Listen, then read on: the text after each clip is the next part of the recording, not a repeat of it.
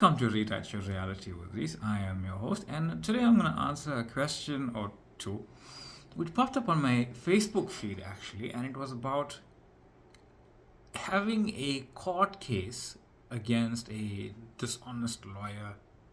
And how do you know yourself as I am awareness? Like, how do you know when to look out there for your desired reality opposed to not looking out there for your desired reality?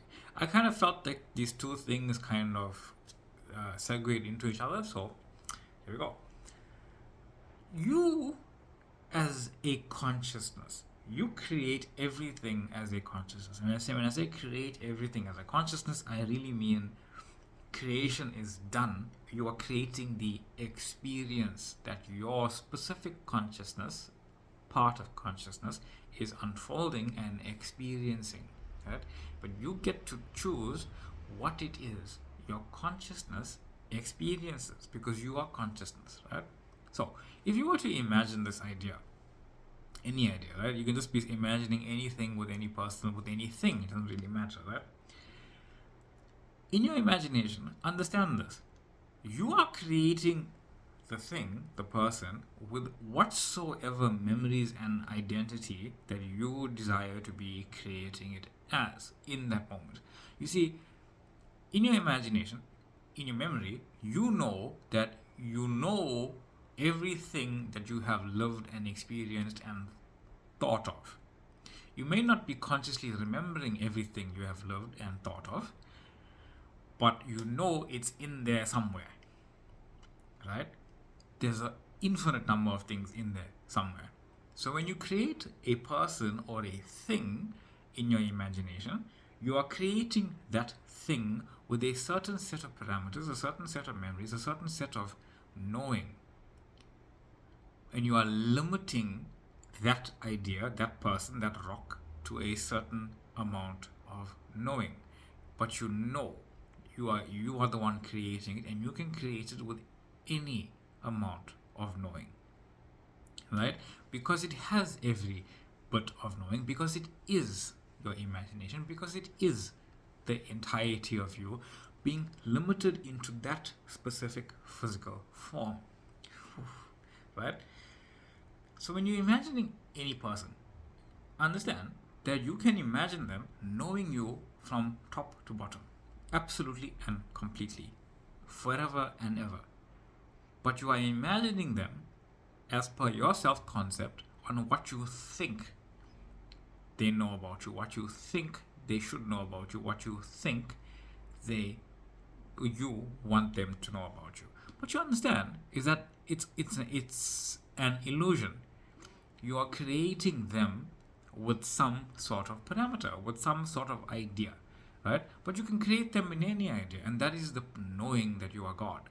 You can create them with any idea. You can create them with every idea. You can create them knowing you from birth to death, even if you haven't died yet. Obviously, you listen here, right?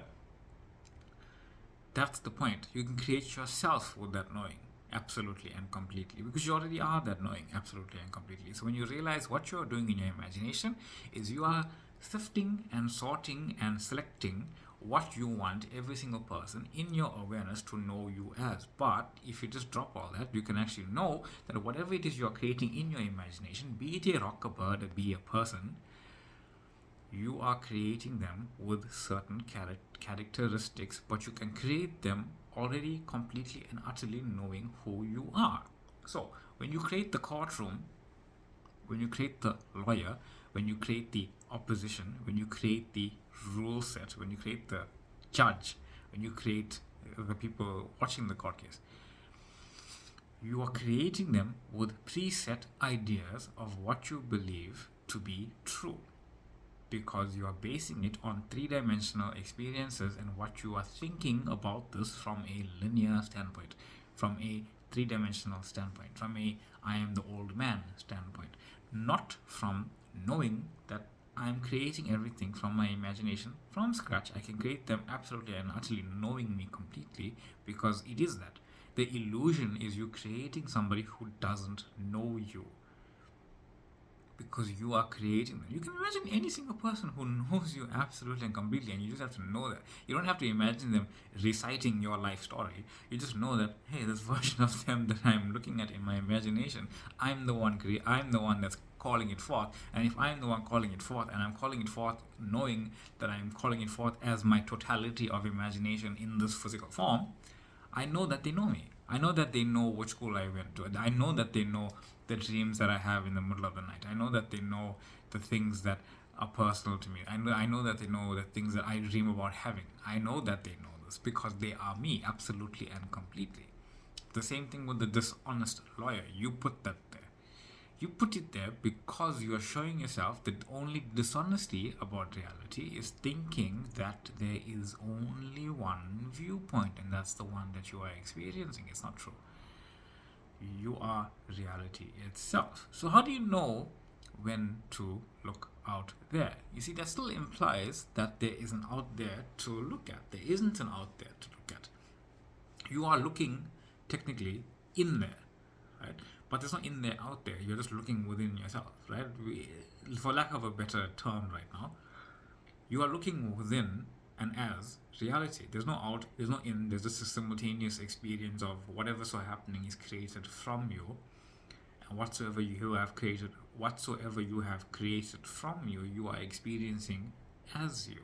You are reality. You are experiencing reality. No matter how much autonomy you think you have as this physical self, you have none but the illusion of choice that is a perfect illusion, and you are the experiencing behind it. You are everything that you're experiencing. You can you recreate a tree in your imagination that knows the day you were born and the day you will die infinitely, because it's just true, because your imagination is this that. We try to make it more real than it is, right? We try to make it more real in terms of what we think reality is. We think that this tree doesn't know me, it's an inanimate object, it just grows and dies. But that's not true. Behind the tree is consciousness that created the tree. The tree knows you. The tree literally knows you. The person literally knows you. You are just creating an illusion in the moment of what it is it knows of you in your imagination, right? The 3D is always going to play out as a 3D story, and that's perfectly fine. But what is your story? And the story is based on your self-concept. When you realize you recreated every single person as a person who knows you as I am awareness in your imagination, it's purely because you know yourself as I am awareness in your imagination. And if everyone knows you as I am awareness in your imagination, because they are one with your I am awareness in your imagination, it must all unfold perfectly for you, because you are God, you are here, you are the one on the pedestal, because you have created said pedestal, and it's all unfolding perfectly for you. Because it's all you. It's all you. Why would you not imagine everything working out for you? Why would you not imagine your dream life already come true? Why would you not imagine yourself in the middle of it doing what you want to be doing as that character? Experiencing life as that character, right? Excitement, adventure, heat, pleasure, passion, joy, bliss. It's all you. The money you're holding in your hand is you. You can recreate money in your hand knowing you. It's like money is in your hand created because it knows you want to buy something for a certain amount, so it exists as the certain amount, so you can buy the thing for the certain amount, so you can have the thing which is you for a certain amount.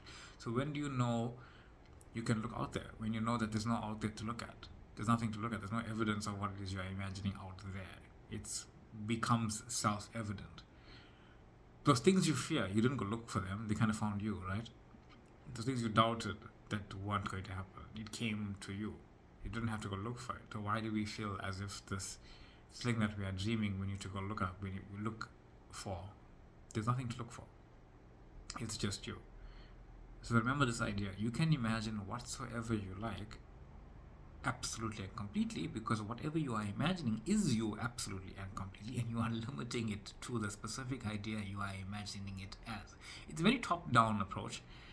By knowing whatever you are imagining, be it a rock, bird, bee, or tree, person, you are imagining completely knowing you, and you are limiting it into its knowing of you in a certain way, right? Be it a lover, be it a person you no longer want in your life, anything, it doesn't really matter, it's all you. So that being said, when do you look out? You don't look out, you just look as, you say, that's gonna work out for me, and then you just keep going and going and going with whatever it is you're doing, because that's who you are, right? So, that being said, thank you for being here. I am your host, Reese. This is Rewrite Your Reality with Reese. Thank you for the comments. Thank you for the subscribing. Thank you for the love. Thank you for the following on my TikTok page. Thank you for the joining of my Facebook page. If you want to get a hold of me, you can email me at email in the info box below. And much love, much light, and I will see you on the next one. Just remember this idea again. When you imagine something, realize you are imagining it with a certain set of parameters. But if you drop all the parameters, what is it? You are imagining yourself that knows you completely, and you are limiting it on purpose for a certain experience.